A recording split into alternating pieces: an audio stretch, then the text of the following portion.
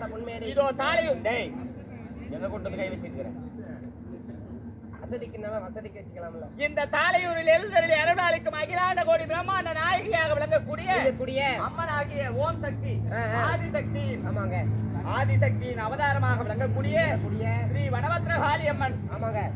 காளியம்மனுக்காக இரண்டாவது வருடமாக ஆமாங்க. இதோ ஊர் பொதுமக்கள் எல்லாம் ஒன்று சேர்ந்து 1, 10, 100 என வசூல் செய்து ஆமாங்க இந்த ஒரு நாள் இரவு சரணாலயத்தினை ஏற்பாடு செய்து கொடுத்திருக்கிறார்கள். ஓம் சக்தி அவரது குடும்பங்களும் சுற்று வட்டார பகுதியில் இருந்து நம் நாடகத்தினை காண வந்திருப்பார்கள். ரசிக பெருமக்கள் அப்பேர்வட்ட ரசிக பெருமக்களின் குடும்பங்களும் ஆமாம்மா சொல்லுங்க. அது மட்டுமல்ல நாம் வேடமிட்டு வெளியே வந்த உடனே அதாவது கவுன்சிலர் ஆகிய ஐயாவாகிய மாதேசையா அவர்களும் மற்றும் அன்பு சகோதரராகிய மணியண்ணா அவர்களும் இந்த சிங்கக்குட்டி மீசி மாமா அவர்களும் அன்பு தம்பி ஆகிய தம்பி பேர் என்ன சாமி சிறப்புண்டு.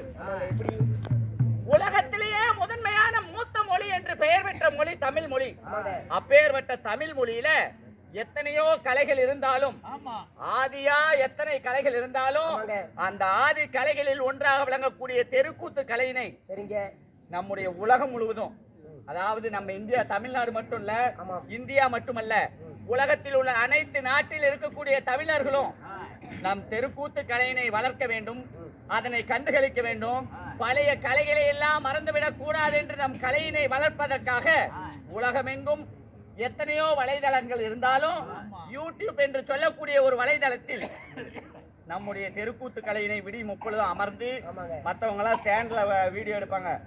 அன்பு சகோதரராகிய செல்வன் அவர்கள் தன்னுடைய கையிலேயே நைட்டு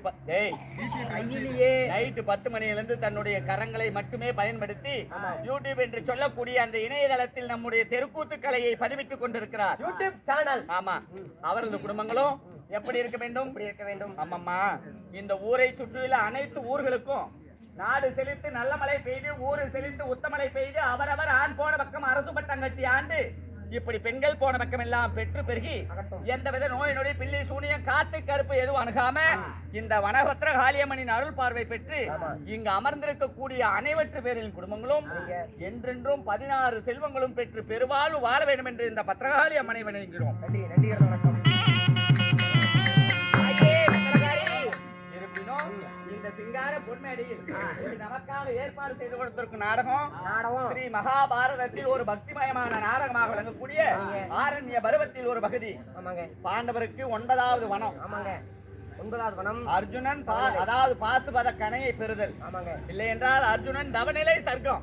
இப்பேற்பட்ட புண்ணிய சரித்திர நாடகத்தினில் அம்மம்மா சந்தன மகாராஜனுக்கும் குங்கும மகாராணிக்கும் பிறந்திட்ட ராஜகுலத்தில் பிறந்திட்ட என் பெயரோ ஏலக்கண்ணி. உங்களை பெயரோ ஏலக்கண்ணி ஏங்க?